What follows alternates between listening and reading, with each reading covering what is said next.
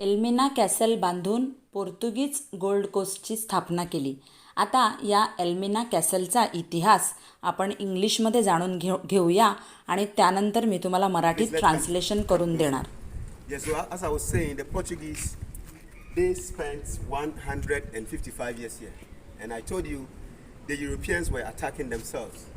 So Dutch attacked the Portuguese 2 times. And I told you all the 2 attacks from seaward. The first attack was in 1596. The Portuguese defeated them. They came back in 1625. So they were defeated.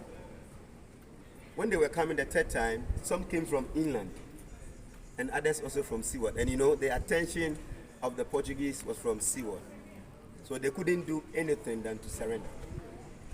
So as we go, and they were also able to defeat the Portuguese with the help of some of the local people.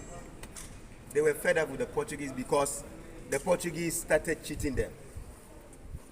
The scale that they used in measuring, they said they adjusted the scale. So the locals felt cheated. And the Portuguese intentionally signed an agreement known as Regimento Agreement. It was signed between the two, that's the locals and the Portuguese. And that agreement stated that the locals should only trade with the Portuguese and no any other company. Now, when you are caught trading outside the Portuguese, they have to cut off one of your ears. So they were not happy with that law. And even they said some of them were killed through that. They were thinking that Dutch were their saviors. They helped the Dutch, and when Dutch took over, it was even worse. So as we're going around, you see that we have 2 types of bricks. Wherever you see red bricks like these ones, these are all imported ones from Portugal. And the yellowish one, look at the stairs. Also the Netherlands brought them. So it means when the Portuguese were here, this castle wasn't as big as we see. It was very small.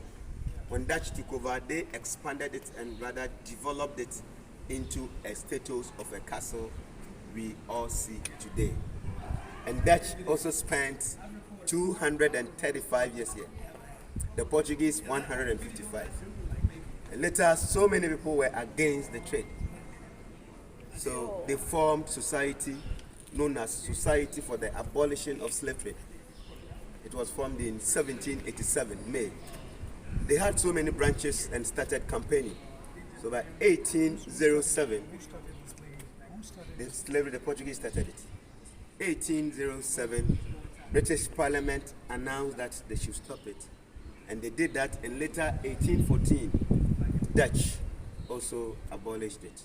And when the trade was abolished, they said some of the slaves were not given quality education, good health care, so they decided to come back to Africa. And they founded a colony for them in Freetown in Sierra Leone. Later some were also sent to Liberia. And when everything was over, Dutch sold this castle to the British in 1872. But when you follow the history, British and Dutch swapped possessions. Because British were having a fort in northern Sumatra in Indonesia. They gave that fort to the Dutch, and Dutch handed this one over to them. And when British took over, British did not use this castle for slave trade. British used the other castle we call Cape Coast Castle, very close to this place, about 20 minutes drive. And when they took over this one, British used this one for their day-to-day administration. And according to the history, British brought strong men here. And the men that were brought here, they were from West Africa. And they were from the English-speaking countries only. And these men were trained by the British. They were fighting for the British during the Second World War. आता आपण हाच इतिहास मराठीत जाणून घेऊया.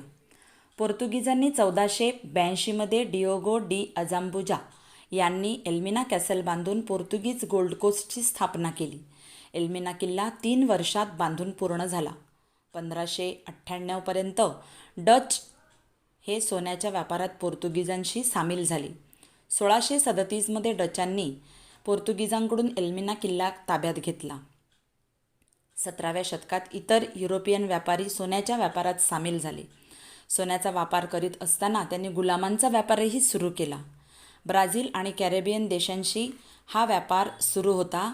त्यानंतर अमेरिकेबरोबर हा गुलामांचा व्यापार सुरू झाला. तोपर्यंत ब्रिटिशांना कापूस, रबर असा कच्चा माल पुरविणे आणि तेथून तयार कपडे, शस्त्रसामुग्री आयात करणे असा हा व्यापार एल्मिना कॅसलमधून सुरू होता. 1814पर्यंत डचांनी जवळजवळ 30,000 गुलाम युरोपियन देशांना पुरवले.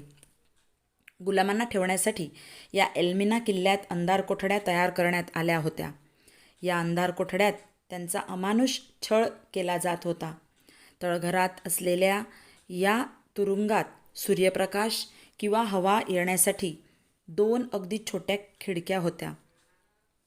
जेमतेम 200 गुलाम राहतील अशा तुरुंगात 1000पेक्षा जास्त गुलाम कोंबले जात असत.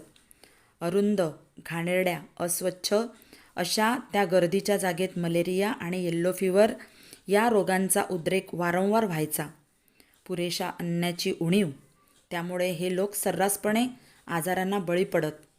युरोपला पाठवण्याअगोदर कधीकधी 3-3 महिने या गुलामांना या तुरुंगात राहावे लागे. एकदा अंधार कोठडीत गेलेल्या गुलामाची तेथून सुटका होणे केवळ अशक्यच.